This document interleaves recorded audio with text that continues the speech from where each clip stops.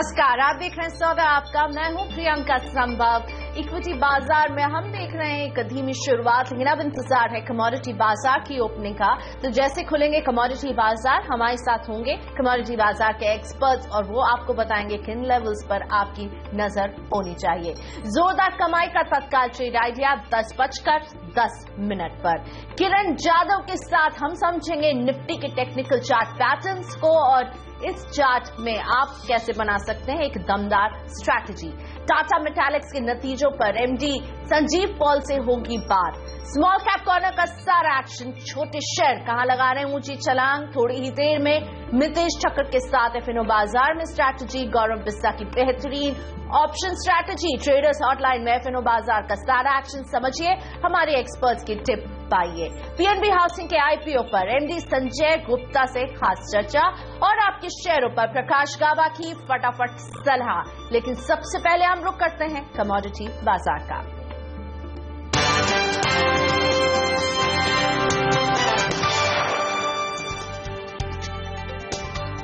Dollar की मजबूती कई कमोडिटीज पर भारी पड़ रही है। शुरुआत करते क्रूड से। आज अमेरिकी पेट्रोलियम इंस्टीट्यूट की इन्वेंट्री रिपोर्ट आएगी और इससे पहले कच्चे तेल में गिरावट, ब्रेंट में $51.5 के नीचे कारोबार हो रहा है और डॉलर इंडेक्स जो कि पिछले अपने 9 महीने की ऊंचाई पर चला गया है, इसका असर भी हमें कच्चे तेल की कीमतों पर दिख रहा है। यानी कच्चा तेल दोहरे दबाव से गुजर रहा है। एक तो डॉलर की मजबूती और दूसरा जिस तरह से अभी तक इन्वेंट्री को लेकर के चिंता बनी हुई है। डॉलर में आई मजबूती से ग्लोबल मार्केट में सोने की चाल भी थम गई है। हालांकि बेस मेटल्स में जरूर तेजी देखने को मिल रही है। चांदी को थोड़ा सेंटिमेंट सपोर्ट यहां जरूर मिल रहा है। कॉमेक्स पर चांदी करीब 0.5% की बढ़त के साथ कारोबार कर रही है। इस बीच चीन में जिंक का दाम 4% उछलकर पिछले 5 साल के ऊपरी स्तर पर चला गया है। एलएमई पर भी जिंक में करीब 2% की तेजी देखने को मिल रही है। कॉपर भी 0.5% ऊपर है और आज अमेरिका में कंज्यूमर कॉन्फिडेंस डेटा जारी होने वाला है, इस पर नजर रखनी चाहिए। और साथ ही में डॉलर के मुकाबले रुपए में दिख रही है हल्की कमजोरी। आज हमने डॉलर की कीमत के मुकाबले $66.90 के पास शुरुआत देखी है रुपए की। देखते हैं घरेलू कमोडिटी बाजार इन सारी खबरों पर किस तरह से रिएक्शन दे रहे होंगे। नजर रखनी चाहिए बेस मेटल्स में। चाइना से जो खबरें निकल कर आ रही हैं उससे मजबूती हमें पूरे ही मेटल बेस मेटल पैक में नजर आ रहा है। एलएमई पर भी हम देख रहे हैं कुछ मेटल्स अपने हाइस को छू रहे हैं। ऐसे में आज बेस मेटल्स पर फोकस करेंगे। क्रूड का दबाव जो अंतर्राष्ट्रीय बाजार में दिख रहा है, क्या उसी दबाव के साथ आज भारतीय बाजार में दिख रहा है? डॉलर की स्ट्रेंथ से भी क्रूड पर असर पड़ रहा है। खुल चुके कमोडिटी बाजार, नजर डालते हैं सबसे पहले क्रूड पर। $29 की मजबूती के साथ क्रूड खुल रहा है। आज 3,384 के लेवल्स क्रूड में देखने को मिल रहे हैं। सोने में मजबूती 29,818 के साथ खुलते हुए $55 की मजबूती यहां पर। चांदी 42,186 के साथ खुल रहा है। $128 से मजबूत है चांदी आज। नेचुरल गैस में दबाव $190.80 का भाव खुलते के साथ यहां पर नेचुरल गैस में देखने को मिल रहा है। बेस मेटल्स में कॉपर की मजबूत शुरुआत $313.80 के साथ खुल रहा है। एल्यूमिनियम की भी शुरुआत मजबूत $110.65 के साथ खुलते हुए तेजी के साथ कॉपर एल्यूमिनियम, यही तेजी हमें लेड में भी नजर आ रही है मजबूती के साथ ओपनिंग। निकल भी तेजी के साथ खुलते हुए $683.50 का भाव यहां पर और जिंक $156.95 के साथ। पूरे बेस मेटल में एक हम स्ट्रॉन्ग मोमेंटम देख रहे हैं कमोडिटी बाजार में। अब एग्री कमोडिटीज का एक चेक लेते हैं। सरसों 4,527 के साथ खुलता हुआ $11 की यहां पर कमजोरी है। ग्वार सीड में $7 की कमजोरी के साथ शुरुआत, 3,454 के साथ खुल रहा है ग्वार सीड। हल्दी 7,252, $28 की तेजी यहां पर देखने को मिल रही है। जीरे में दबाव 17,335, $70 की कमजोरी जीरा दिखा रहा है और चीनी में है $14 की तेजी। तो कमोडिटी पर बात करने के लिए हमारे साथ हैं मनीलिशियस कैपिटल के जयप्रकाश गुप्ता और हिम सिक्योरिटीज की आस्था जैन। आप दोनों का ही स्वागत है। जय, डॉलर 9 महीने की ऊंचाई पर है और अगले हफ्ते फेड की बैठक का भी इंतजार है, क्या करें आज सोने में? जी गुड मॉर्निंग प्रियंका जी। देखिए गोल्ड में अभी भी मुझे लगता है जो एक मोमेंटम है, अंडरटोन इसमें बुलिश है क्योंकि जो आने वाले टाइम है यहाँ पे अगर डोमेस्टिक फ्रंट पे भी देखें तो आप यहाँ पे फेस्टिव डिमांड भी थोड़ा निकल के आ सकता है। ग्लोबल अनसर्टेनिटीज बहुत ज्यादा हैं, यूएस इलेक्शंस हैं, फेड की मीटिंग है, ओपेक की बैठक है, ब्रेक्जिट के रिलेटेड इश्यूज हैं, तो कुल मिला के यहाँ पे बहुत ज्यादा डाउनसाइड नजर नहीं आ रहा है। मौजूदा लेवल से थोड़ा सा भी अगर डिप मिले 29,700 के आसपास तो बेशक बाई करके चला जा सकता है। आस्था जी नमस्ते। एग्री कमोडिटीज में आज आप कहाँ एक्शन देख रही हैं? Good morning Priyanka. Agree commodities की बात करें तो मेरी पहली पिक जीरा में रहेगी। कल हमने काफी स्ट्रांग मोमेंटम इस काउंटर पे देखा था। एक्सपोर्ट में डिमांड निकल के आ रही है और जो स्टॉक है लोकल लेवल पे वो भी यहाँ पे कमी नजर आ रही है उन स्टॉक्स का, जिसकी वजह से भी डोमेस्टिक डिमांड इस काउंटर पे बनी हुई है, जिससे तेजी हमें आगे जारी रह सकती है और देखने को मिल सकती है। क्योंकि कल काफी अच्छा मूव आया है तो आज कोई डिप आता है तो उस पर मैं बाइंग की सलाह दूंगी। 17,380 के आसपास ये कमोडिटी ट्रेड कर रही है। 17,200 के आसपास अगर ये कमोडिटी आती है तो वहां पे बाइंग किया जा सकता है। 16,900 के स्टॉप लॉस के साथ टारगेट रहेगा 17,550 का। सेकेंड कॉल रहेगी कपास खली में। एनसीडीएक्स के दिसंबर कॉन्ट्रैक्ट में सेलिंग की सलाह मैं इस काउंटर पे देना चाहूंगी, क्योंकि कपास की यहाँ पे अराइवल स्टार्ट हो चुकी है और इस साल काफी अच्छी क्रॉप यहाँ पे देखने को मिल रही है, जिसकी वजह से प्राइसेस में यहाँ पे हमें गोइंग फॉरवर्ड यहाँ पे प्रेशर ही देखने को मिलेगा। जो इसके सब्स्टिट्यूट हैं उनमें भी कोई खास यहाँ पे प्राइसेस में तेजी नहीं है, उसका असर भी यहाँ पे कपास खली की प्राइसेस में देखने को मिलेगा। इसलिए सेलिंग की सलाह इस काउंटर पे देना चाहूंगी 1935 के स्तर पर 1971 के स्टॉप लॉस के साथ 1895 के टारगेट के लिए दिसंबर कॉन्ट्रैक्ट में। ओके, सो कपास खली में सेल की सलाह आ रही है आस्था जी की तरफ से। और इनका दूसरा पिक जीरा रहा है। जीरे पर इन्होंने कॉल दी है खरीद की, आप इसे खरीदिए 17,200 पर नवंबर कॉन्ट्रैक्ट में खरीद की सलाह। ये है आस्था जी का दूसरा कॉल। आस्था, खाने के तेलों पर आपकी क्या अभी राय है? खाने के तेलों की बात करें तो सबसे पहले अगर मैं क्रूड पाम ऑयल की बात करूं तो वहां पे नरमी हमें देखने को मिल सकती है, इसीलिए सेलिंग की सलाह क्रूड पाम ऑयल में रहेगी। लेवल्स रहेंगे 536 537 के स्तर पर। स्टॉप लॉस 540 का रहेगा। टारगेट इसमें 530 तक का देखा जा सकता है। वहीं सोया रिफाइन की बात करें तो नरमी यहाँ पे भी देखने को मिल सकती है। 673 के लेवल पे सेलिंग की इसमें सलाह रहेगी 680 के स्टॉप लॉस के साथ 662 से लेके 663 के टारगेट के लिए। चांदी में किन लेवल्स को आप वॉच आउट कर रहे हैं जय? देखिए अभी रेट जो है वो 42,000 के इर्द गिर्द यहाँ पे थोड़े से सस्टेन होते नजर आ रहे हैं। 41,500 के नीचे शॉर्ट टर्म में मार्केट गया नहीं क्लोजिंग बेसिस पे, तो यहाँ से थोड़ी सी डिप मिले 41,800 के आसपास तो मेरे ख्याल से उसमें भी बाइंग पोजीशन बनानी चाहिए 41,400 के स्टॉप लॉस से। टारगेट आप 42,700 से 42,800 का लेके चल सकते हैं। कच्चे तेल में अभी आप क्या करने की सलाह देंगे? देखिए डिमांड सप्लाई सिनेरियो अभी भी क्रूड ऑयल के फेवर में नहीं है। अहम बैठक है ओपेक की अगले महीने, तो मुझे लगता है यहाँ पे कोई भी एक उछाल मिले उस पर एक सेलिंग अपॉर्चुनिटी की तरह ही यूज करना चाहिए। $51 $50 के आसपास मौजूदा लेवल्स पे देखें तो ये भाव में कोई सस्टेनेबिलिटी नजर नहीं आ रही है। आज हालांकि थोड़ी सी तेजी है कल की गिरावट के बाद, तो अपॉर्चुनिटी ढूंढे यहाँ पे कोई बाउंस मिलता है तो बेशक यहाँ पे बिकवाली करके चलें। 34-30 के आसपास मेरे ख्याल से एक अच्छा लेवल रहेगा जहाँ पे बिकवाली की जा सकती है। बेस मेटल्स में आपकी पिक कौन सा मेटल रहने वाला है? आज हम इसमें शानदार तेजी के साथ शुरुआत देख रहे हैं, सभी हरे निशान पर खुले हैं। चाइना जो फैक्टर है वो काफी प्ले अप कर रहा है यहाँ पर। आपका व्यू बेस मेटल्स पर?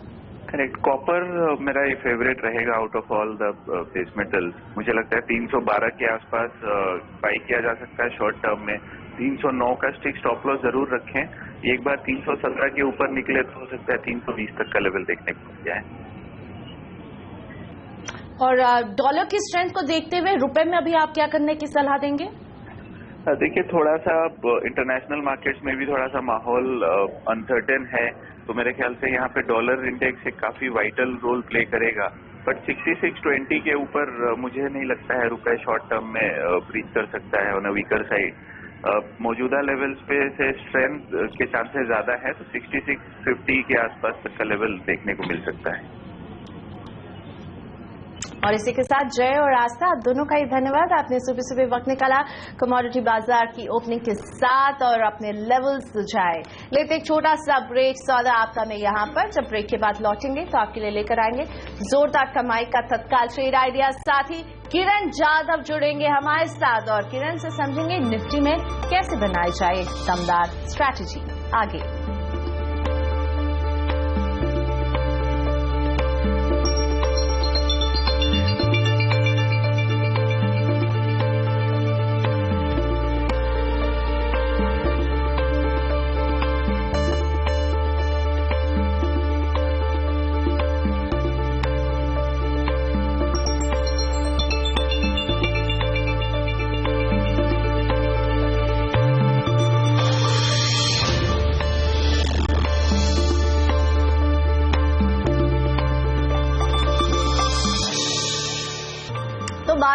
नेगेटिव टेरिटरी में नजर आ रहे हैं, लेकिन इस दबाव में भी हम आपके लिए लेकर आए एक जोरदार कमाई का ट्रेडिंग आइडिया।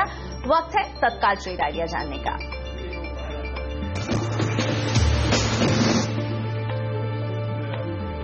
derivativtradingresearch.com के मनीष शर्मा आपको कह रहे हैं कि सेल आईसीआईसीआई बैंक इंट्राडे के लिए लक्ष्य 280 पर रखें नजर, स्टॉप लॉस 291 पर लगाएं और आईसीआईसीआई बैंक में सेल की सलाह मनीष शर्मा की।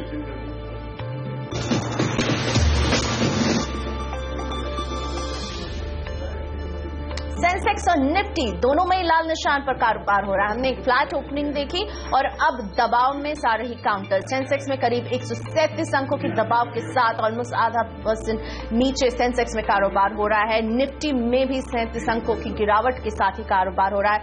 मिड कैप 74 अंकों की गिरावट से जूझ रहा है, तो वहीं बैंक निफ्टी में 61 अंकों की गिरावट है। एडवांस डिक्लाइन रेशियो डिक्लाइंस की तरफ है। ज्यादा शेयर्स हैं जो नीचे जा रहे हैं और बाजार को नीचे ले जाने की कोशिश कर रहे हैं। 593 शेयर हैं जो आगे बढ़ रहे हैं, इनके मुकाबले 963 शेयर हैं जहां पर दबाव दिख रहा है। और आज फोकस में रहने चाहिए टाटा ग्रुप के शेयर। साइरस मिस्त्री के एग्जिट के बाद टीसीएस की बात करें 1% से ज्यादा की गिरावट। Tata Motors, Tata steel, Tata communication सभी में आज हम देख रहे हैं प्रेशर नजर आ रहा है। Titan company, Indian hotels, Rallis India, ये सभी टाटा ग्रुप का हिस्सा है और इन सब में दबाव के साथ ही कारोबार हो रहा है। सौदा आपका में मेरे साथ जुड़े हुए हैं प्रिसिजन इन्वेस्टमेंट के सीएमडी किरण जाधव। किरण, गुड मॉर्निंग। निफ्टी में हम देख रहे हैं दबाव, 38 अंकों की गिरावट यहां पर निफ्टी उठा रहा है। अभी आप निफ्टी में क्या करने की सलाह देंगे? Priyanka ji, very good morning. मुझे निफ्टी का अगर ध्यान देखें तो एक रेंज में 8720, 8730 ऑन द हायर साइड एक बहुत इंपॉर्टेंट रेजिस्टेंस है। वैसे ही 8740, 8750 एक इंपॉर्टेंट, 8650 एक इंपॉर्टेंट सपोर्ट बन के नजर आ रहा है। अगर कोई सौदा करना है आज के इंट्राडे के हिसाब से तो शॉर्ट का ही करना पड़ेगा और मेरा स्टॉप लॉस रहेगा 8700, 8645 के टारगेट रहेंगे। रिस्क टू रिवॉर्ड में ये सौदा फिट नहीं हो रहा है, पर फिर भी अगर कोई शॉर्ट पोजीशन एग्रेसिव ट्रेडर है तो इनके लिए शॉर्ट पोजीशन लेना ही मुनासिब होगा। पर 8700 के ऊपर अगर निफ्टी आज दिन भर कभी भी चलता है तो बिल्कुल शॉर्ट पोजीशन काट लेने चाहिए, क्योंकि अच्छी शॉर्ट कवरिंग की रैली सेकंड हाफ में देखने को मिल सकती है। ओके, सो सेकंड हाफ को वॉच आउट करेंगे और 8700 का एक स्टॉप लॉस आपको किरण यहाँ पर जा रहे हैं। किरण, साथ ही में बैंक निफ्टी 68 अंकों का दबाव यहाँ पर है। बैंक निफ्टी के टेक्निकल चार्ट में आप क्या अभी व्यू देंगे? बैंक निफ्टी मुझे लगता है कि सिर्फ एक करेक्शन है, जो कि हमने पिछले 2 दिनों की तेजी देखी थी उसका एक रिट्रेसमेंट हो रहा है। मुझे नहीं लगता 19,700 के नीचे ये बैंक निफ्टी कंसिस्टेंटली ट्रेड करता नजर आएगा। इधर से अगर 19,800 के ऊपर जाए तभी एक लॉन्ग पोजीशन बनाए, अभी के लिए न्यूट्रल व्यू रहेगा। और अब रुक करते हैं स्मॉल कैप कॉर्नर का। मेरी सहयोगी पूजा त्रिपाठी हैं बताने के लिए कि कौन से वो छोटे शेयर हैं जो लगा रहे हैं आज पूंजी छलांग।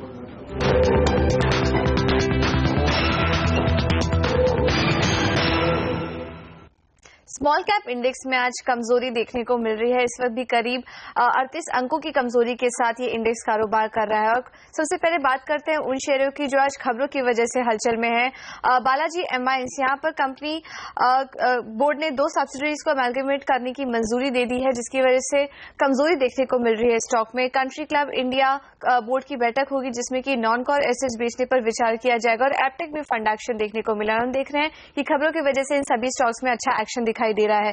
इसके अलावा स्टील कंपनीज भी काफी अच्छी रैली में है। वीजा स्टील और भूषण स्टील अपने 52 वीक हाई पर ट्रेड कर रही है। वहीं मोनेट इस्पात में भी 6% की आज मजबूती देखने को मिल रही है। कुछ और स्मॉल कैप शेयरों की बात करें जिनमें की अच्छी रैली देखने को मिल रही है, उसमें मुथूट कैपिटल सर्विसेज में करीब 15% की तेजी है। आज डीएस कुलकर्णी 8% की तेजी के साथ कारोबार कर रहा है और एलएमएल में भी आज 9% की तेजी है। और पिछले 1 महीने का ट्रेंड देखें तो 90% से ज्यादा ये स्टॉक चल चुका है। तो ये कुछ स्मॉल कैप शेयर हैं जिनमें की आज अच्छी रैली बनी हुई है। लेकिन अब बात करते हैं उन शेयरों की जो आज कमजोरी में ट्रेड कर रहे हैं। यहाँ पर टाटा ग्रुप की तमाम कंपनियों में आज काफी ज्यादा कमजोरी है। साइरस मिस्त्री के एग्जिट की खबर आने के बाद इन तमाम कंपनियों में हम कमजोरी देखने को मिल रहा है। कुछ स्मॉल कैप शेयरों की बात करें तो टाटा मेटालिक्स और टाटा स्पॉन्ज करीब 2 से 4% की कमजोरी के साथ आज ट्रेड कर रहे हैं। इसके अलावा पेपर स्टॉक्स में भी आज कमजोरी है।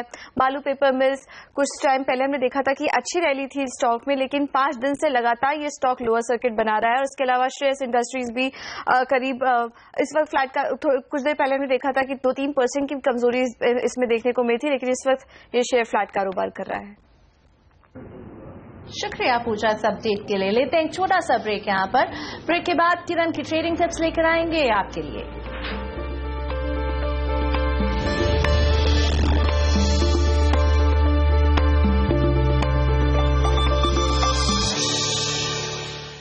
बाजार पे नजर डालें तो सेंसेक्स और निफ्टी दोनों में ही दबाव के साथ कारोबार हो रहा है। सेंसेक्स में करीब हम अब 160 अंकों की गिरावट देख रहे हैं।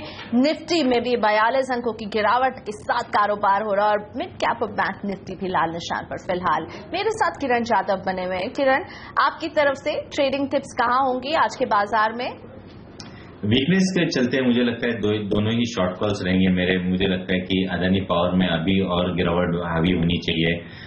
2720 का स्टॉप लॉस के साथ ट्रेड इनिशिएट करना चाहिए और टारगेट्स के लिए 2550 एक्सपेक्ट कर सकते हैं। ये कल तक के टारगेट्स होंगे। दूसरा रहेगा कैश मार्केट का एक ऑन मोबाइल स्टॉक है जहां पे 116 के स्टॉप लॉस के साथ ट्रेड करना चाहिए और 103 के टारगेट्स आप एक्सपेक्ट कर सकते हैं। और साथ ही में आज हम टाटा ग्रुप के सारे ही स्टॉक्स में देख रहे हैं दबाव। इनमें कहीं आप ट्रेडिंग का मौका देख रहे हैं क्या? सारे ही आज टाटा ग्रुप के शेयर्स जो हैं वो साइरस मिस्त्री के एग्जिट के बाद प्रेशर में नजर आ रहे हैं और टॉप लूजर्स भी निफ्टी के हैं। टीसीएस, टाटा मोटर्स में देखिए दबाव के साथ कारोबार। टाटा स्टील, इंडियन होटल्स सभी आज गिरावट के साथ कारोबार कर रहे हैं। कहीं आप देख रहे हैं ट्रेडिंग का मौका किरण? नहीं, ये फ्रंटलाइन स्टॉक्स में थोड़ा सा इंतजार करना चाहिए, सेटल हो देना चाहिए और उसके बाद एक व्यू ले लेना चाहिए। पर टाटा ग्रुप के ग्रुप कंपनीज में भी एक टाटा मेटालिक्स करके कंपनी है जहां पे एक सपोर्ट के नजदीक है, उधर से अच्छा रुझान दिखाई दे रहा है। ये बाय करने की सलाह होगी। स्टॉप लॉस 375 का होगा क्योंकि 380, 378 बहुत अच्छा सपोर्ट जोन है और इसको आज टेस्ट करते ये स्टॉक ऊपर चल रहा है और मुझे लगता है कि टारगेट 435 2 दिनों में आ जाना चाहिए। बाकी के स्टॉक्स के लिए अभी वेट एंड वॉच पॉलिसी रखनी चाहिए। मुझे लगता है कि एक बार बेस बिल्डिंग हो जाए उसके बाद वापस एक बार खरीदी कर सकते हैं। शॉर्ट करने की सलाह नहीं होगी। तो टाटा मेटालिक में बाय करने की सलाह और बाकी स्टॉक्स में वेट एंड वॉच की पॉलिसी किरण कह रहे हैं। वैसे टाटा मेटालिक्स का मैनेजमेंट भी हमारे साथ थोड़ी देर में जुड़ने वाला है और खरीद की सलाह किरण की तरफ से। किरण, स्टील कंपनियों में आज हम देख रहे हैं अच्छा खासा बज है। कल वित्त मंत्री ने कहा है कि पीएसयूज जो है स्ट्रेस्ड एसेट खरीदेंगे। इसके बाद देखिए वीजा स्टील 19% से बहुत आगे की बढ़त। भूषण स्टील, मोनेट इस्पात सभी में हम देख रहे हैं एक्शन। इन स्टील शेयरों में आपको किसकी चमक भा रही है? मुझे लगता है प्रियंका जी की सारे के सारे स्टॉक्स इंपॉर्टेंट रेजिस्टेंस के करीब पहुंच चुके हैं, तो अभी फ्रेश पोजीशंस लेने के लिए सलाह नहीं होगी और बहुत ऊपर आने के बाद रिस्क टू रिवॉर्ड रेशियो भी प्रोफाइल में बैठता नहीं है, इसलिए अवॉइड फ्रेश पोजीशंस। पर वीजा स्टील में अगर किसी के पोजीशन है तो 19 रुपीज 50 पैसे का स्टॉप लॉस लगा के चलना चाहिए होल्ड करके। और दूसरा भूषण स्टील में स्टॉप लॉस लेवल रहेगा 48 और मोनेट इस्पात में स्टॉप लॉस रहेगा 26। फ्रेश पोजीशंस अवॉइड करने की सलाह। शुक्रिया किरण, आपने वक्त निकाला हमारे इस शो के लिए। लेते एक छोटा सा ब्रेक यहाँ पर। ब्रेक के बाद एफएनओ बाजार में बनाइए स्ट्रैटेजी। ट्रेडर्स हॉटलाइन लेकर आएंगी हर्षदा सावंत, उनके साथ जुड़ेंगे MiteshChakkar.com के मितेश छक्कर और LKP सिक्योरिटीज के डेरिवेटिव एनालिस्ट गौरव बिस्सा।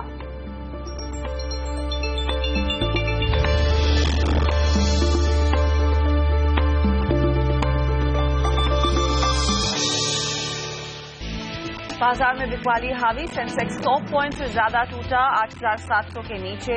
निफ्टी बैंकिंग शेयरों में गिरावट। टाटा ग्रुप के शेयरों की जमकर पिटाई। Tata steel, Tata communication, Tata Motors करीब 3% तक टूटे। टाटा सन्स के चेयरमैन पद से साइरस मिस्त्री के हटाए जाने का असर। कमजोर नतीजों के बाद आइडिया का शेयर 1% से ज्यादा टूटा। रेवेन्यू ग्रोथ में अब तक की सबसे बड़ी गिरावट। आज भारतीय एयरटेल के नतीजे। टैरिफ में कटौती से दबाव की आशंका। Axis, HDFC bank, Kotak Mahindra bank समेत आज निफ्टी की 8 नतीजे। खराब कर्ज से एक्सिस बैंक के मुनाफे में दबाव की आशंका। कमजोर रह सकते हैं डॉक्टर रेड्डीज के नतीजे। एशियन पेंट्स का वॉल्यूम ग्रोथ 12 से 13% रहने का अनुमान। और स्टील कंपनियों को मिली राहत से शेयर चमके। चीन और यूरोप से इंपोर्ट होने वाले प्रोडक्ट पर लगेगी एंटी डंपिंग ड्यूटी। सीएमडी की आवाज एक्सक्लूसिव। नमस्कार, मैं हूं हर्षिता सावंत। हमारी इस खास पेशकश में आप सभी का स्वागत है। आज सौदा लेने से पहले आप हमें फोन जरूर करें। 1800-209-7890 हमारा टोल फ्री नंबर है जिस पर आप कॉल कर सकते हैं, या फिर आप हमें व्हाट्सएप के जरिए भी अपने सवाल भेज सकते हैं। 7045220000 पर आप भेजें अपना व्हाट्सएप।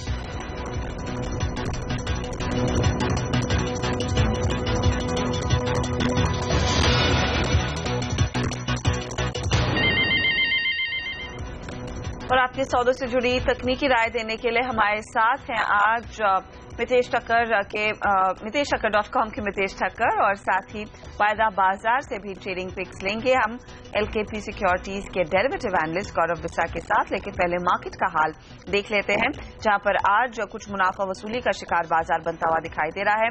8,700 का साथ छोड़ा है और 140 पॉइंट नीचे सेंसेक्स भी ट्रेड करता हुआ। बैंक निफ्टी आपकी स्क्रीन पर हाजिर करेंगे, जहां पर हम देख रहे हैं आज कुछ मुनाफा वसूली के अंश बनते हुए दिखाई दे रहे हैं। ये देखिए करीब 73 अंकों की गिरावट के साथ वो इंडेक्स ट्रेड करता दिखाई दे रहा है। निफ्टी में वायदे बाजार का एक्शन मैं आपकी स्क्रीन पर लेकर आऊंगी, जहां पर आज आप देखिए 8,700 के कॉल में सबसे ज्यादा एडिशन होता हुआ करीब 15 लाख शेयर जुड़े हैं। 8800 के कॉल में भी कुछ एक्टिविटी बढ़ती हुई करीब 7.5 लाख शेयरों का एडिशन होता हुआ दिखाई दे रहा है। और 8700 का पुट भी काफी एक्टिव है, जहां पर लगभग 3 लाख शेयर जुड़ते हुए दिखाई दे रहे हैं। तो पिवट पॉइंट जो है वो 8,700 का ही माना जा रहा है इस समय। और कुछ स्टॉक्स जो एक्टिव हैं इसमें सीएच में बिकवाली का सिलसिला अभी भी बरकरार। बैंकिंग कंपनियों में कल का उछाल जो देखा था आज थमता हुआ। ओबीसी एक करेक्टिव मूव में है, 3.5% फिसला है। इंजीनियर्स इंडिया एक टॉप ट्रेड था कल के सत्र में, लेकिन यहां पर आज कुछ मुनाफा वसूली होती हुई। और आइडिया सेलुलर खराब नंबर्स के बाद यहां पर बिकवाली का सिलसिला हावी है। क्या रणनीति आपकी होनी चाहिए, कैसे देख रहा है बाजार आज के मूव्स को? हमारे साथ मितेश और साथ ही गौरव दोनों मौजूद हैं। मितेश, पहले निफ्टी पर आपकी राय में लेना चाहूंगी। टिक नहीं पा रहा है ऊपरी लेवल्स पर market. Good morning Harshita.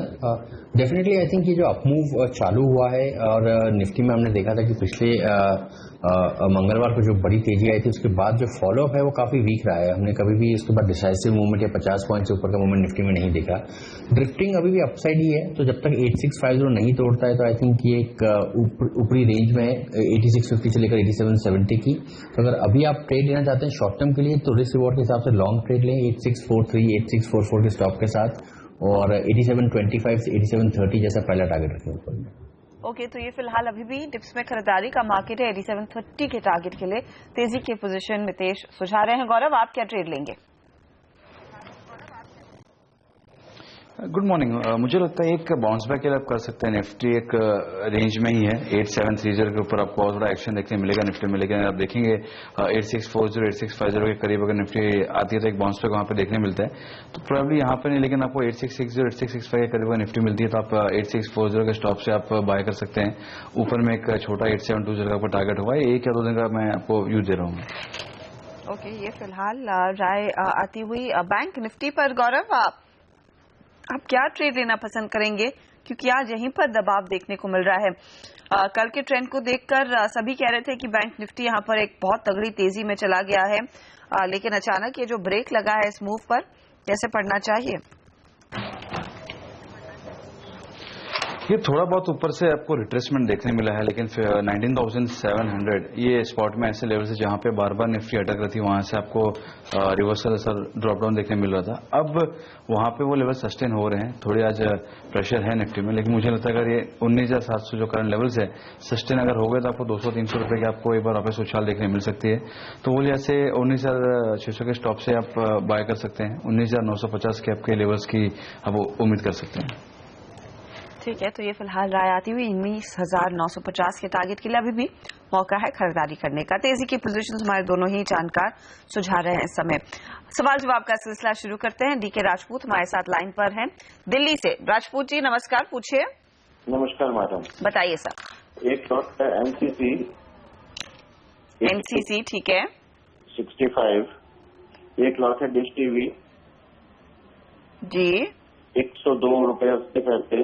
Okay, और एक लॉट है हिंदुस्तान जिंक 250 रुपए। और सब में आपने तेजी की पोजीशन ली है? जी, सब में तेजी की पोजीशन। ओके, एक एक करके देते हैं। हिंदुस्तान जिंक के साथ शुरुआत करते हैं। देखिए 250 पर आपकी पोजीशन खड़ी है, 253 रुपए 45 पैसे पर फिलहाल इस स्टॉक का तो कुछ मुनाफे में है। यहां से आगे क्या रुझान दिख रहा है मितेश, क्या सलाह होगी हिंदुस्तान जिंक पर? हिंजिंग जो है आई थिंक ओवरऑल काफी तेजी के व्यू में, परंतु स्टॉक बढ़त के बाद थोड़ा कंसोलिडेशन में आ गया। 255 से लेकर 235-40 की रेंज में कंसोलिडेट कर रहा है। मुझे लगता है कि इवेंचुअली ये ब्रेकआउट ऊपर ही करेगा। फिलहाल के लिए अगर आप इसको थोड़ा सा पोजीशन व्यू लेके काम करें तो बेटर है। 235 का स्टॉप लॉस ले लें और 255-56 के ऊपर अगर ये ब्रेकआउट देता है तो 285-280 के बीच की रेंज में प्रॉफिट बुकिंग का टारगेट रखें। डिश टीवी जो इन्होंने 102 रुपए 86 पैसे पर ले रखा है मितेश, यहाँ क्या रुझान है? यहाँ पर भी मेरा व्यू पॉजिटिव है। इनफैक्ट आज स्टॉक ने एक अच्छा अपट्रेंड ट्रिगर करने का ट्राई किया। मैं चाहूंगा कि स्टॉक 99 हाफ के ऊपर निकल जाए और जब ये ब्रेकआउट आएगा तो 105 का पहला टारगेट होगा इसका शॉर्ट टर्म चार्ज पे, तो होल्ड करें। और अगर आप स्टॉप लॉस देखना चाहते हैं इसमें तो अभी 95 का रखें और 105 अगर ये क्रॉस करता है, जिसकी काफी संभावना स्ट्रांग लगती है मुझे, तो स्टॉक 115 की तरफ भी बढ़ सकता है। चलिए, तो 95 का स्टॉप लॉस फिलहाल डिश टीवी में, और ये अगर 105 के पार निकलता है तो एक नई तेजी के लिए तैयार हो रहा है, होल्ड करें। एनसीसी 65 की खरीद है मितेश। यहाँ पर मेरा व्यू एक लॉन्ग टर्म व्यू चार्ट पे हर्षला काफी ज्यादा पॉजिटिव है। अगर ये स्टॉक 82 से लेकर 85-86 का सपोर्ट लेवल को होल्ड करता है तो मुझे लगता है कि स्टॉक 115 की तरफ बढ़ रहा है और 115 के ऊपर भी जा सकता है, तो इसमें भी होल्ड करने की सलाह दूंगा। अगर आप चूंकि आपकी बाइंग काफी नीचे की है 65 के आसपास की, आप 82 या 81 हाफ के जस्ट नीचे एक स्टॉप लॉस रख लें और अपने प्रॉफिट से प्रोटेक्ट करें। परंतु मेरा बायस क्लियरली तेजी की तरफ है और आने वाले कुछ हफ्तों में मुझे लगता है कि 115 के टारगेट को स्टॉप छू सकता है। तो तीनों में होल्ड करें पोजीशन को, ये आपके लिए सलाह है। अगला सवाल दास साहब का भागलपुर से लाइन पर है, पूछे Das ji. Madam good morning. Good morning sir. मेरा एक्चुअली कल का ही कॉल था, वो मैंने पीएफसी जो है 30 पैसे में 135 का कॉल ले रखा था। ठीक है, लेकिन कल तो मेरे क्वेश्चन को लिया ही नहीं गया। मैं स्टॉप लॉस और ये आगे टारगेट की बात मैं कर रहा हूँ। कोई नहीं सर, ये 20 पैसे पर इस समय ट्रेड कर रहा है। क्या सलाह होगी बताइए गौरव। पीएफसी का इन्होंने कॉल लिया है 135 का। ये काफी दूर का कॉल ऑप्शन इन्होंने ले लिया है और यहाँ पे ब्रेकआउट लेवल्स ही हैं, आपको अच्छा मोमेंटम देखने मिल सकता है। लेकिन अगर यहाँ से 3 या 4% अगर मोमेंटम अगर आता है तो भी मुझे नहीं लगता आपको इसमें कुछ रिटर्न्स देखने मिलेंगे। काफी एक्सपायरी के पहले बहुत कम ट्रेड होगा, तो मुझे लगता है ये आप होल्ड कर सकते हैं क्योंकि 20-30 पैसा आपकी इसमें कॉस्टिंग है, तो आपको ज्यादा इसमें लॉस होगा नहीं, 20-30 पैसा ज्यादा लॉस होगा नहीं, तो आपको शायद एक बेटर उछाल देखने मिल जाए टुवर्ड्स एक्सपायर। अगर बाउंस बैक आता है तो शायद 20-30 पैसा और आपको 70-80 पैसा मिल जाए तो आप उसमें एग्जिट कर सकते हैं। वो लिहाज से रखिए, वरना इसमें ज्यादा मूवमेंटम नहीं आएगा। ओके, तो ज्यादा मूवमेंट की अपेक्षा तो है नहीं दास साहब, क्योंकि आपका प्राइस जो है करंट मार्केट प्राइस से काफी अंतर पर है, इसीलिए ये कह रहे हैं कि ज्यादा एक्शन की उम्मीद तो नहीं है अब एक्सपायरी पर। आप देखिए थर्सडे तक का इंतजार करें। ये कॉल अगर आपको 70 पैसे पर दिखने लगे तो तब आप एग्जिट ले सकते हैं। तो थर्सडे तक का टाइम आप दीजिए इस पर्टिकुलर ट्रेड में। अगला सवाल ले लेते हैं, राजीव हमारे साथ लाइन पर हैं दिल्ली से, पूछे राजीव। नमस्ते मैम। नमस्कार सर। मैम मेरे पास एक यस बैंक का कॉल है 1320 का स्ट्राइक प्राइस पे और 23 रुपए की परचेज है। ठीक है। और एक सन फार्मा के मैम 2 लॉट है 750 के स्ट्राइक प्राइस पे एट ₹10। ठीक है, ओके। सन फार्मा और यस बैंक देखिए ये आपने 10 रुपए पर लिया, नहीं 23 रुपए पर लिया, राइट? यस बैंक, ओके 23 पर लिया और ये 7 रुपए 40 पैसे पर ट्रेड कर रहा है। यस बैंक का करंट मार्केट प्राइस भी आपकी स्क्रीन पर ले आते हैं 1302 के आसपास है। नुकसान तो है। अब गौरव यहाँ से आगे की क्या सलाह? मैं ये कहूँगा कि इसमें से एक बार एग्जिट हो जाना बेहतर होगा, क्योंकि 1305, 1310 ये काफ़ी क्रूशियल लेवल्स हैं। अगर ये सस्टेन अगर होते हैं तब आप एक उछाल की उम्मीद कर सकते हैं। अब की बार अगर 1300 तोड़ देगा तो एक बार 1290 भी टेस्ट कर सकते हैं। तो एक आपके मोमेंटम आपके फेवर में नहीं है, दूसरा टाइम वैल्यू आपके फेवर में नहीं है, तो वो लिहाज से मेरे हिसाब से एक बार आप एग्जिट कर लीजिए। ऊपर में अगर वापस 1310 अगर आता है तब आप अगले सीरीज के ऑप्शंस को बाय करने के एक बार सोच सकते हैं। फिलहाल एक बार के लिए आप उसको एग्जिट कर लीजिए। सन फार्मा में जो इनकी पोजीशन है, ये 750 का कॉल इन्होंने लिया है 10 रुपए पर। इसमें भी देखिए हल्का सा करीब 1.5 रुपए का नुकसान हाथ में लग रहा है। गौरव,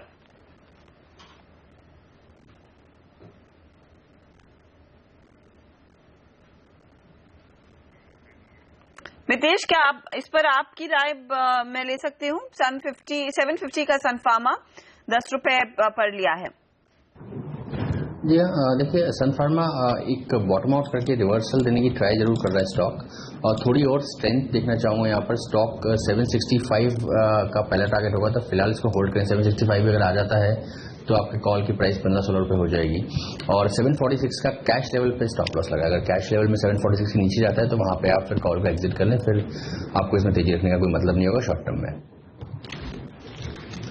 हम लेंगे इसी के साथ एक छोटा सा ब्रेक। ब्रेक के बाद कुछ और स्टॉक्स रेडार पर रहेंगे। हमारे जानकार आपको बताएंगे भी कि कौन से ट्रेड्स में आप इस समय पोजीशन ले सकते हैं। तो बने रहिए सीएनबीसी आवाज के साथ।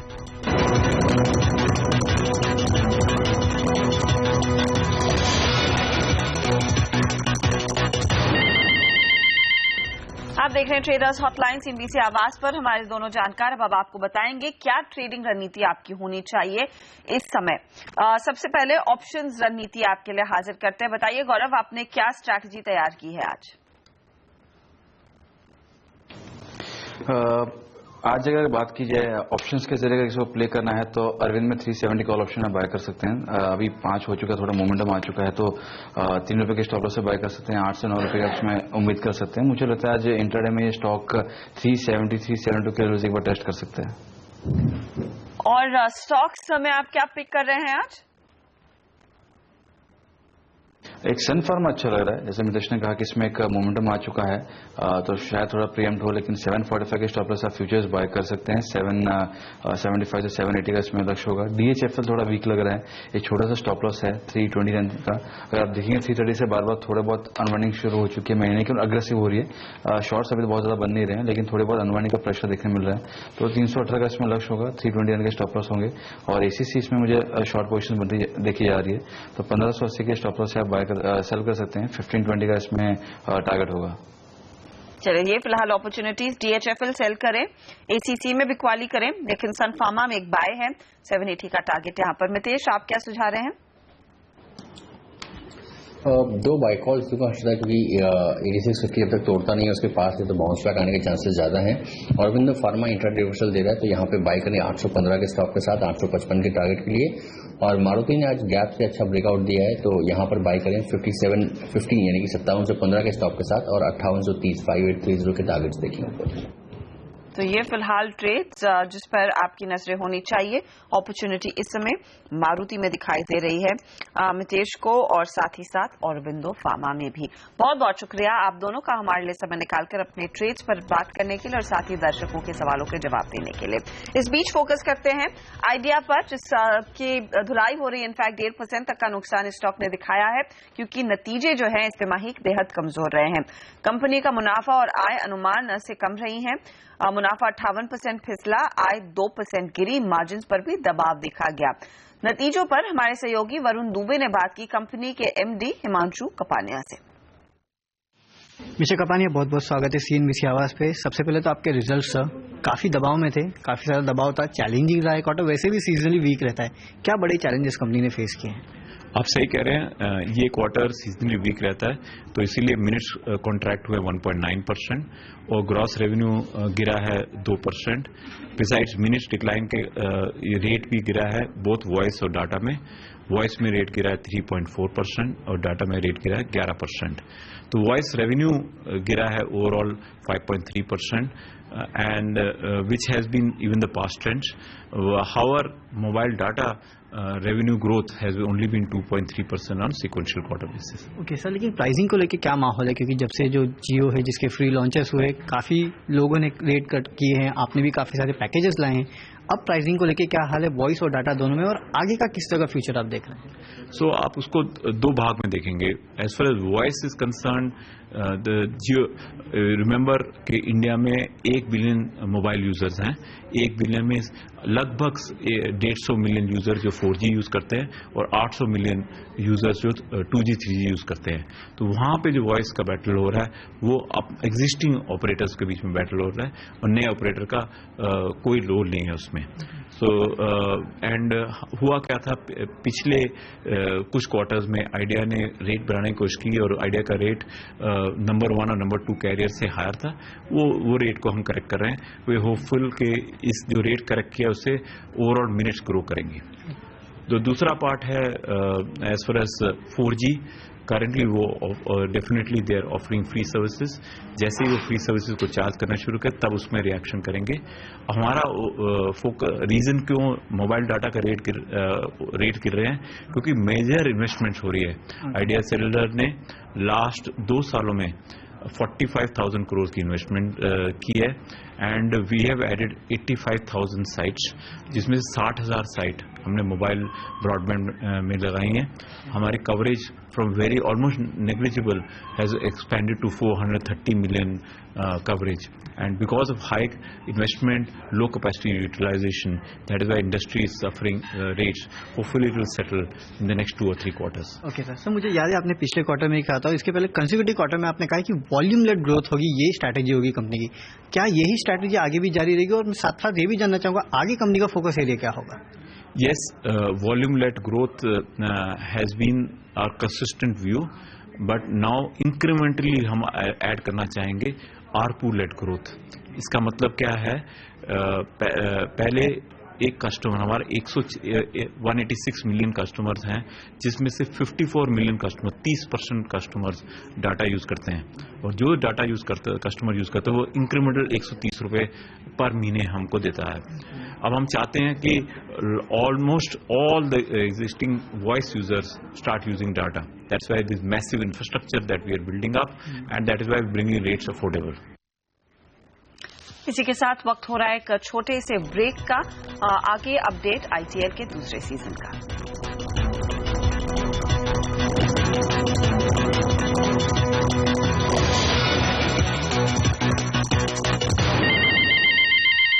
और अब देख लेते हैं ITL में किस तरह का मुकाबला चल रहा है और कौन सबसे ज्यादा रिटर्न्स इस समय कमा रहा है।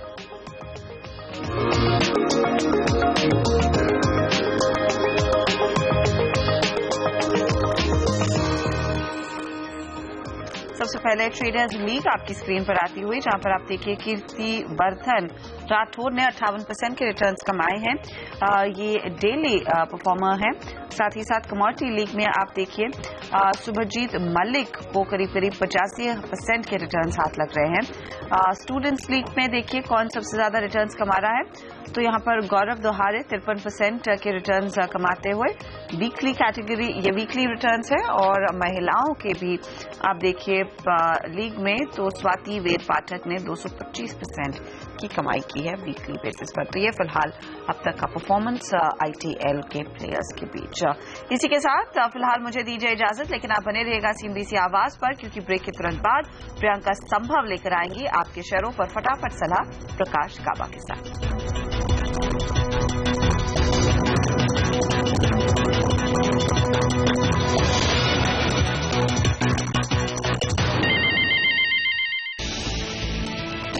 बाजार में बिकवाली हावी, सेंसेक्स 100 पॉइंट से ज्यादा टूटा, 8,700 के नीचे निफ्टी।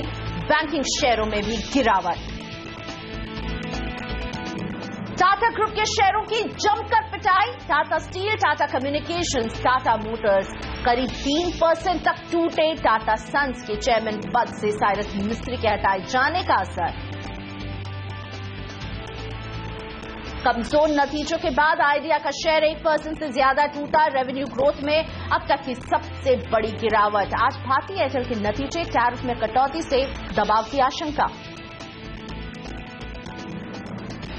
एक्सिस, HDFC बैंक और कोटक महिंद्रा बैंक समेत आज निफ्टी के 8 कंपनियों के नतीजे खराब। कर से एक्सिस बैंक के मुनाफे में दबाव की आशंका। कमजोर रह सकते हैं डॉक्टर रेड्डीज के नतीजे। एशियन पेंट्स का वॉल्यूम ग्रोथ 12 से 13% रहने का अनुमान। और स्टील कंपनियों को मिली राहत से शेयर चमके। चीन और यूरोप से इंपोर्ट होने वाले प्रोडक्ट पर लगेगी एंटी डंपिंग ड्यूटी। CNBC आवाज एक्सक्लूसिव। सेंसेक्स और निफ्टी नेगेटिव टेरिटरी में, दबाव 133 अंकों का दबाव सेंसेक्स में दिख रहा है। निफ्टी 8,700 से नीचे 33 अंकों के दबाव के साथ कारोबार कर रहा है।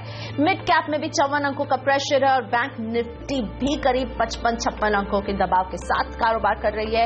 एडवांस डिक्लाइन रेशियो डिक्लाइंस की तरफ है, यानी ज्यादा शेयर्स हैं जो लाल निशान पर कारोबार कर रहे हैं।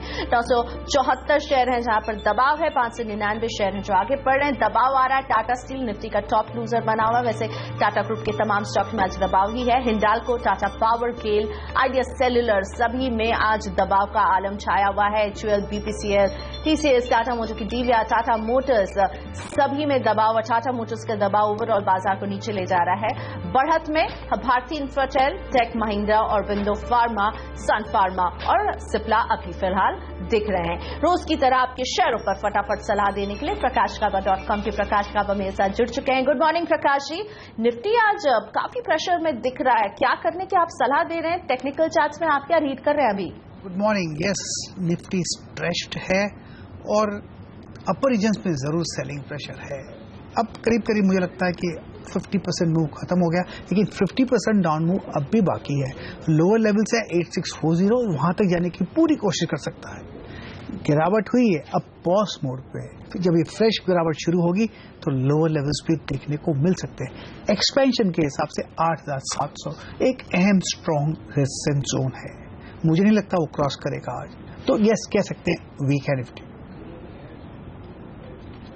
और PNB हाउसिंग फाइनेंस का IPO आज खुलने वाला है। कंपनी की इस IPO से 3,000 करोड़ रुपए जुटाने की योजना है। इस IPO का प्राइस बैंड 750 से 775 रुपए के बीच रखा गया है। इस IPO के बारे में बात करने के लिए हमारे साथ हैं PNB हाउसिंग फाइनेंस के managing director Sanjay Gupta. Mister Gupta, स्वागत है आपका। इस IPO के बारे में हम आपसे बात करना चाहते हैं। इससे जुटाए जाने वाले पैसे का इस्तेमाल कैसे करने की तैयारी है, बताइए। तो इसका पूरा हमारा 3,000 करोड़ का IPO है, ये ग्रोथ स्टोरी को बिल्ड करने के लिए है, अपना डिस्ट्रीब्यूशन बिल्ड करने के लिए है और आगे के लिए capital requirement for portfolio growth है। तो ये पूरा ग्रोथ कैपिटल है।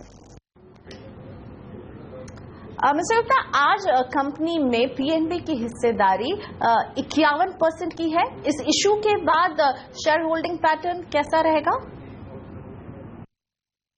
PNB का शेयर होल्डिंग पैटर्न अबाउट 39% हो जाएगा, कार्लाइल का अबाउट 37-38% होगा और बाकी का जो है वो पब्लिक डोमेन में होगा। वैसे PNB की ब्रांडिंग से कंपनी को हमेशा फायदा ही मिला है, लेकिन अब बैंक के साथ कई दिक्कतें हैं, जैसे कि NPA, क्रेडिट रेटिंग में कटौती। इस सब से क्या आपके बिजनेस पर कोई असर पड़ रहा है? नहीं। सबसे पहले आपने बिल्कुल उचित बात कही है। PNB ब्रांड से PNB हाउसिंग फाइनेंस को बहुत फायदा हुआ है और मैं इस बात में विश्वास करता हूं कि ये फायदा होता रहेगा। जैसे हमारे आप अगर एंकर बुक देखिए तो जो एंकर बुक में इन्वेस्टर्स आए हैं लॉन्ग ओनली, उसमें सबसे अच्छे पूरे विश्व के इन्वेस्टर्स आए हैं। मैं आपको कुछ नाम लेके बताता हूं, जैसे GIC है, जनरल अटलांटिक है, ईस्ट स्प्रिंग है, न्यूबर्ग है, फिडेलिटी है। डोमेस्टिक में भी अगर आप देखें तो म्यूचुअल फंड्स का इंटरेस्ट बहुत अच्छा रहा है इस एंकर बुक में। सारे बड़े हमारे म्यूचुअल फंड जैसे HDFC, SBI, Reliance, Birla, ICICI सबने करा, इंश्योरेंस कंपनीज ने भी सारी कंपनीज ने करा। तो ऐसा कुछ नहीं है कि हमारे को अपनी पेरेंटेज से कोई नेगेटिव इम्पैक्ट है, हमको उससे केवल पॉजिटिव इम्पैक्ट है। और हम लोग एक आई वुड से बड़े फॉर्चुनेट हैं कि हमें इतना स्ट्रांग, ट्रस्टेड, पुराना हिंदुस्तान का ब्रांड मिला। और इस IPO से ये भी फायदा होगा कि जो विचार है वो बदला जाएगा। सब लोग सोचते हैं पब्लिक सेक्टर कंपनीज इतना अच्छा नहीं बिजनेस कर पाते हैं, बट ये एक बड़े एलिगेंट, एफिशिएंट और एक बड़े रोबस्ट मैनर में PNB हाउसिंग फाइनेंस ने इतनी जल्दी इतना बड़ा पोर्टफोलियो बनाया, बेस्ट इन क्लास पोर्टफोलियो करा और अब इतने अच्छे वैल्यूएशन पे पब्लिक के पास आई है for IPO raising. Gupta ji, अब आपका कोर हाउसिंग फाइनेंस, ये सेक्टर, यहाँ पर हम काफी कंपटीशन देख रहे हैं, काफी बढ़ गया है कंपटीशन, ऐसे में आपका ग्रोथ प्लान क्या है? तो सबसे हमारा जो इम्पोर्टेंट चीज है, तो ये जो IPO मैंने कहा ये ग्रोथ कैपिटल के लिए है। तो जो हमें अपना इंटरनल प्रिपरेशन करनी थी, जहाँ टेक्नोलॉजी थी, प्रोसेसेस थे, टारगेट ऑपरेटिंग मॉडल थे, पीपल थे, ये सब हो गया है, इंफ्रास्ट्रक्चर हो गया, ये हमने अपने इंटरनल अप्रूवल से पिछले 5 वर्षों में पूरा कर लिया है। अब हमारे को केवल अपना डिस्ट्रीब्यूशन बढ़ाना है। तो केवल आज के दिन में हम 32 सिटीज में हैं और हमारे पास केवल 48 ब्रांचेस हैं। ये हमारी सबसे कम बड़ी एक वीकनेस भी है और अपॉर्चुनिटी भी है। तो जो हमारे साइज के कॉम्पिटिटर्स हैं वो कम से कम 80-85 लोकेशंस में हैं, 250-300 ब्रांचेस लेके बैठे हैं। तो वहां पहुंचने के लिए हमको काफी अब मेहनत करनी पड़ेगी, काफी फोकस करना पड़ेगा, अपना डिस्ट्रीब्यूशन बढ़ाना पड़ेगा और जो अपनी अच्छी हमारी प्रैक्टिसेस हैं उनको कंटिन्यू सस्टेन करना पड़ेगा, सो दैट हमारी ग्रोथ रेट के साथ साथ हमारी एसेट क्वालिटी भी यही बनी रहे। शुक्रिया मिस्टर गुप्ता हमसे बात करने के लिए। Sanjay Gupta, managing director PNB housing finance, company का IPO आज खुल रहा है और इनसे ही बातचीत हो रही थी कि क्या है आगे का प्लान। और अब वक्त हो गया है स्टॉक्स फटाफट का। अगले 5 मिनट तक रहिए हमारे साथ, क्योंकि प्रकाश काबा आपको फटाफट जवाब देने वाले हैं आपके स्टॉक्स पर।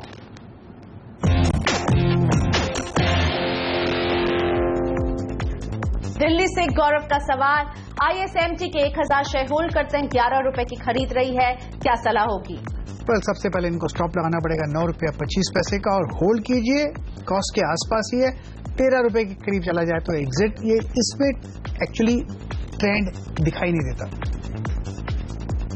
दिल्ली से सौरभ शुक्ला, LML के 5000 शेयर 10 रुपए 15 पैसे की खरीद रही है, 6 रुपए 15 पैसे पर शेयर मुनाफा हो रहा है। होल्ड करना चाहिए, 14 रुपए का स्टॉप लगाना चाहिए, अच्छा अप मूव मिला है, हो सकता है 20-22 भी जा सकता है, लेकिन स्टॉप लगाना जरूरी है। जोधपुर से Hamid Khan, Tata power 2300 share hold करते हैं, 80 की खरीद। होल्ड करना चाहिए, स्टॉप लगाना चाहिए 75 का, अपर रीजन में जो टारगेट है करीब 95 के करीब जाने की पूरी कोशिश कर सकता है टाटा पावर। मोगा से जसबीर सिंह, कोल इंडिया 200 शेयर 310 की खरीद। मेरे ख्याल से होल्ड करना चाहिए, स्टॉप लगाना चाहिए 280 का। कोल इंडिया का जो टारगेट है 415 से 420 का है, फिलहाल साइडवेज जोन पर है, लेकिन इसका जब भी शुरू होगा वहां तक जाने की पूरी कोशिश करेगा कोल इंडिया। दिल्ली से मनीष, टेक महिंद्रा होल्ड करते हैं, 5000 शेयर 425 में खरीदारी की थी। सबसे पहले इनको स्टॉप लगाना पड़ेगा 400 रुपए का, होल्ड कीजिए और अराउंड 500 के करीब निकलने का मौका मिलेगा टेक महिंद्रा। दिल्ली से सचिन, टोरेंट पावर 150 शेयर 176 रुपए 50 पैसे की खरीद। होल्ड करना चाहिए, स्टॉप लगाना चाहिए 76 का, अपर रीजन में टारगेट कुछ 97, 100 के आसपास। भोपाल से Nitin Jain, JM financial 1000 share 72 रुपए की खरीद। होल्ड करना चाहिए, स्टॉप लगाना चाहिए 66 का, टारगेट 100 के आसपास। JM फाइनेंशियल बढ़िया लगता है स्टॉक स्ट्रक्चर। दिल्ली से Manish Gupta, Camlin fine sciences 7000 share हैं, 110 रुपए की खरीद रही है। मैं डिस्क्लोज करना चाहूंगा, ये स्टॉक मेरे निजी पोर्टफोलियो में है और मैं काफी वक्त के लिए रखने वाला हूं। स्ट्रॉन्ग सपोर्ट जोन 80 के आसपास है, टारगेट फर्स्ट टारगेट 150 है, फिर 200 भी बन सकते हैं लॉन्ग टर्म के लिए। पुणे से राहुल, एशियन पेंट्स 30 शेयर हैं, 1150 की खरीद रही है। अब थोड़े अपर रीजन में थोड़ा सेलिंग प्रेशर है, अगर ट्रेडर हैं तो एग्जिट, अदरवाइज होल्ड कर सकते हैं, लेकिन इनको स्टॉप लगाने की जरूरत पड़ेगी 1085 का। उदयपुर से गिरिराज दबे, state bank of India 500 share 250 रुपए की खरीद। 250 की खरीदी है तो इनको स्टॉप लगाना पड़ेगा 250.47 का। अपर रीजन में टारगेट करीब 280 और 300 के आसपास, होल्ड। संबलपुर से संजय कुमार, रिको ऑटो 100 शेयर 65 रुपए की खरीद। होल्ड करना चाहिए, स्टॉप लगाना चाहिए 61 का। अपर रीजन में टारगेट 80 के आसपास। दिल्ली से राजेंद्र गुप्ता, रोल्टा 100 शेयर 65 रुपए में खरीदारी की थी। एग्जिट, स्ट्रक्चर के हिसाब से वीकनेस है, इनको एग्जिट करने की सलाह है। दिल्ली से मानिक दास, गति होल्ड करते हैं, 4000 शेयर 145 में खरीदा था। इनको एक स्टॉप लगाना पड़ेगा 125 का, होल्ड करना पड़ेगा, शायद एक टारगेट 175 का नजर आए। अगला सवाल बीपी जायसवाल का, लखनऊ से टाटा मोटर्स के 50 शेयर होल्ड करते हैं, 510 की इनकी खरीद रही है। स्टॉप लगाइए 537 का, लॉक इन करने के लिए प्रॉफिट। अपर रीजन में टारगेट करीब 580 के आसपास एग्जिट कर सकते हैं। मुंबई से संदीप, डाबर के 50 शेयर 303 रुपए की खरीद। इनको होल्ड करना चाहिए, स्टॉप लगाना चाहिए 265 का, कॉस्ट के आसपास निकल सकते हैं, लेकिन मुझे लगता है टारगेट को 305 के करीब हैं।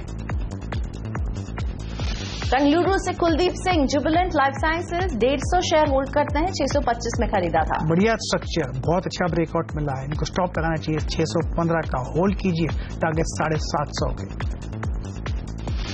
दिल्ली से विक्रांत, अशोक लेलैंड 300 शेयर 85 रुपए की खरीद। होल्ड करना चाहिए, स्टॉप लगाना चाहिए 78 का, टारगेट करीब 100 के बन सकते हैं, लेकिन वक्त लगेगा। अशोक लेलैंड। मुरादाबाद से आशीष, एलएनटी के 100 शेयर 1560 रुपए की खरीद। मुझे लगता है इनको एक स्टॉप लगाना चाहिए 1425 का। अब साइडवेज मूव है, लेकिन जब भी ये मूव 1500 के ऊपर चला जाएगा, फिर एक 1575 का एक टारगेट टिक पाएंगे। दिल्ली से राजीव का सवाल, जीनस पावर 500 शेयर 45 रुपए की खरीद है। खरीदिए तो इनको सबसे पहले एक स्टॉप लगाना चाहिए अराउंड 45 का। अपर रीजन पे टारगेट 55 के आसपास एग्जिट कर सकते हैं। और इसी के साथ वक्त हो गया है ब्रेक का। अभी हाजिर हो रहे हैं ब्रेक के बाद आपके सवालों का जवाब दे रहे होंगे प्रकाश गाबा, साथ ही प्रकाश गाबा की ट्रेडिंग टिप्स भी लेकर अभी हाजिर हो रहे हैं।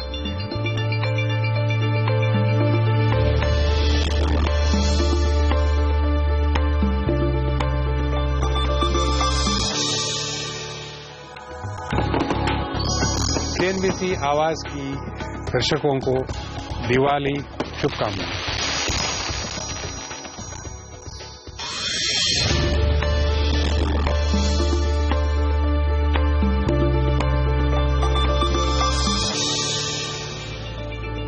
डॉक्टर रेड्डीज ने अपने Q2 के नतीजे पेश किए हैं और ये नंबर्स अब आपकी स्क्रीन पर लाएंगे। रेवेन्यू अभी तक लग रहा है जो नजर आ रहा है वो अच्छा रहा है।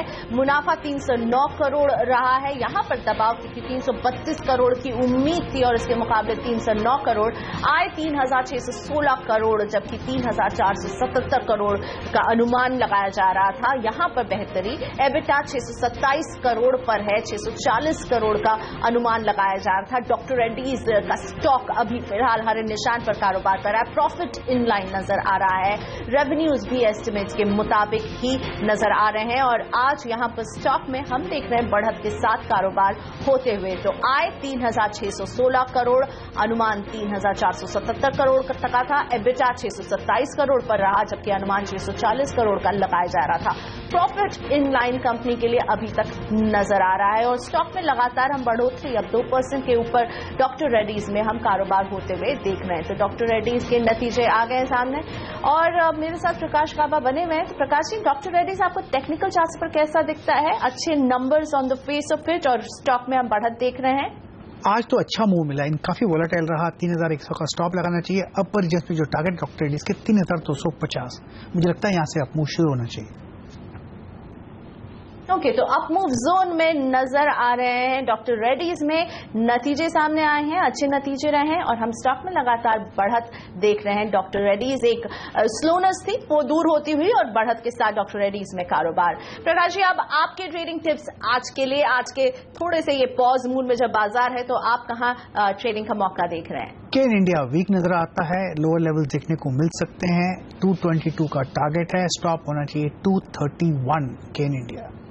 दूसरा स्टॉक जो वीक नजर आ रहा है वो है HDFC बैंक। यहां पर लो लेवल्स देखने को मिल सकते हैं। 1230 का टारगेट है, स्टॉप होना चाहिए 1265 का। तो दो सेल कॉल प्रकाश काबा की तरफ से, एक है HDFC बैंक में सेल की सलाह दे रहे हैं, लक्ष्य 1230, स्टॉप लॉस 1265 पर लगाए। और दूसरा स्टॉक जहां से की कॉल है वो है केन इंडिया का और यहां पर लक्ष्य 222 का, 231 के स्टॉप लॉस का ध्यान रहे। साथ ही में डॉक्टर रेड्डीज के नतीजों पर भी रहेगी हमारी नजर। स्टॉक में हम अभी फिलहाल बढ़त के साथ कारोबार देख रहे हैं, प्रॉफिट इन लाइन रहा है कंपनी के लिए। आय में जरूर हम थोड़ा सा प्रेशर देख रहे हैं, मुनाफे में हम प्रेशर देख रहे हैं। 309 करोड़ रहा है मुनाफा, जबकि 332 करोड़ का अनुमान यहां पर लगाया जा रहा था। और आय बेहतर रही है, 3477 का अनुमान था, उसके मुकाबले 3616 करोड़ की आय रही है। प्रॉफिट भी इनलाइन कंपनी के लिए रही है और आज स्टॉक में हम देख रहे हैं बढ़त के साथ फिलहाल कारोबार। लेते हैं छोटा सा ब्रेक, अभी वापस आ रहे हैं और संदीप जैन हमारे साथ जुड़ चुके हैं। डॉक्टर रेड्डीज के नतीजों का मैं अभी जिक्र कर रही थी और संदीप जी का व्यू इस पर लेते हैं। संदीप जी, स्वागत है आपका। डॉक्टर रेड्डीज के नतीजे on the face of it in line ही लग रहे हैं, जिस तरह की उम्मीद थी। केवल एक काउंटर में अभी तक प्रेशर नजर आ रहा है, आपको कैसे लग रहे हैं ये नतीजे? नहीं, देखिए ठीक ठाक ही नतीजे मतलब इन लाइन विद एक्सपेक्टेशंस है, बहुत ज्यादा सरप्राइजेस नहीं है रिजल्ट में। और मेरे हिसाब से ये स्टॉक वैसे भी अगर बाकी फार्मा कंपनीज के मुकाबले देखें तो बहुत ज्यादा वॉलेटाइल भी नहीं है और बहुत ज्यादा मुझे कोई एक्सपेक्टेशंस भी स्टॉक से नहीं है। तो मेरे हिसाब से जिन्होंने ले रखा है वो होल्ड करके रखें। फ्रेश बाइंग करनी है तो मैं और कुछ दूसरे फार्मा स्टॉक्स है, मिड कैप फार्मा स्टॉक्स है, वहां पे अपॉर्चुनिटीज देखे तो बेहतर होगा। आज जो हम बढ़त अब देख रहे हैं डॉक्टर रेड्डीज में, संदीप, ये आपको सस्टेनेबल लग रही है? इन रिजल्ट्स के बाद बढ़त के साथ डॉक्टर रेड्डीज में कारोबार हो रहा है, ये आपको सस्टेनेबल लग रही है? और कौन से लेवल्स का वॉच आउट करेंगे डॉक्टर रेड्डीज में? नहीं, देखिए मेरे हिसाब से इस स्टॉक की एक खास बात है कि ये बहुत ज्यादा तेजी भी नहीं दिखाया, तो बहुत ज्यादा मद्दी भी इसमें डाउनसाइड भी नहीं दिखती है। तो अगर ये इन लाइन विद एक्सपेक्टेशंस में अगर चीज रहती है तो मार्केट कहीं ना कहीं इस चीज को मान के चल रहा है कि रिस्क रिवॉर्ड रेशियो के हिसाब से बुरा नहीं है और वैल्यूएशंस के लिहाज से भी ये स्टॉक बाकी फार्मा स्टॉक्स के मुकाबले काफी सस्ता है। अगर सन फार्मा और दूसरे स्टॉक्स देखें तो काफी महंगे वैल्यूएशंस पे है, उस हिसाब से ये स्टॉक उतने महंगे वैल्यूएशंस पे नहीं होने की वजह से भी अगर रिजल्ट कहीं भी इन लाइन विद एक्सपेक्टेशंस भी रहते हैं तो बहुत ज्यादा तेजी की मुझे कोई उम्मीद नहीं लग रही और मद्दी की भी उम्मीद नहीं लगती है। शुक्रिया संदीप हमारे साथ जुड़ने के लिए। तो अच्छे नंबर्स डॉक्टर रेड्डीज के खेमे से आते हुए और इसका फायदा स्टॉक को भी मिलता हुआ हम देख रहे हैं। प्रॉफिट इन लाइन रही है कंपनी की, आय में हम थोड़ा सा दबाव जरूर देख रहे हैं, लेकिन अच्छे नतीजे on the face of it. और लेते हैं छोटा सा ब्रेक यहाँ पर, ब्रेक के बाद लौटेंगे, अपने दर्शकों के कुछ सवालों को शामिल करेंगे। प्रकाश काबा मेरे साथ बने हुए हैं आपके स्टॉक्स पर जवाब देने के लिए।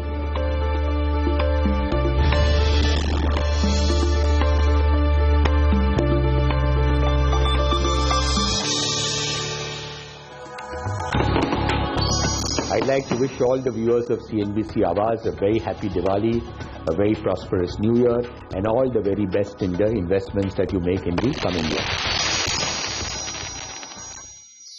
सेंसेक्स में 114 अंकों के दबाव के साथ कारोबार हो रहा है।